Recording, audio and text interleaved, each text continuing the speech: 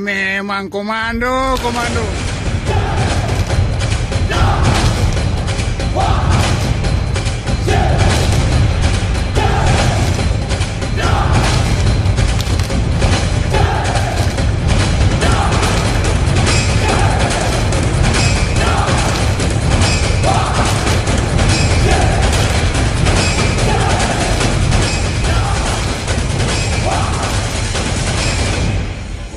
Penulis buku Soekarno File, Bung Karno dalam G30 SPKI.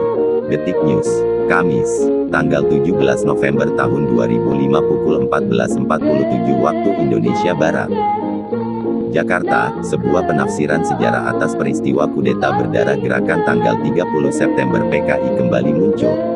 Menurut sebuah buku terbaru, peristiwa G30 SPKI didalangi oleh Presiden Soekarno.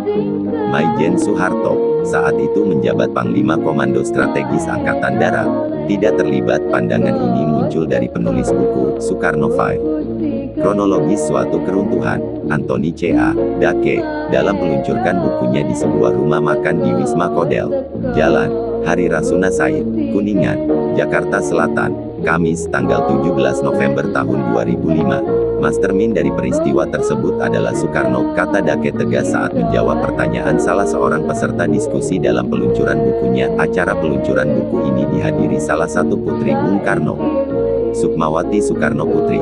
Juga hadir mantan Ketua DPR Akbar Tanjung, Fakriali, Budiman Sujatmiko, serta beberapa peneliti dari Sugeng Sarjadi Sindicate sebagai penyelenggara acara. Menurut Dake, Presiden Soekarno telah mengetahui 2 hari sebelumnya bahwa tanggal 1 Oktober pukul 4 adalah hari kudeta. Soekarno telah mengetahui Jenderal TNI Angkatan Darat mana yang menjadi sasaran dan apa yang akan terjadi terhadap mereka. Saya tidak menemukan bukti-bukti yang dapat mengatakan bahwa Soeharto terlibat. Cia juga tidak terlibat. Cerita sebenarnya jauh lebih sederhana dan kurang meriah setelah arsip Amerika dibuka setelah sekian tahun, paparnya. Tuduhan kepada Soeharto sebagai dalang peristiwa G30 SPKI. Menurut Dake, tidak beralasan.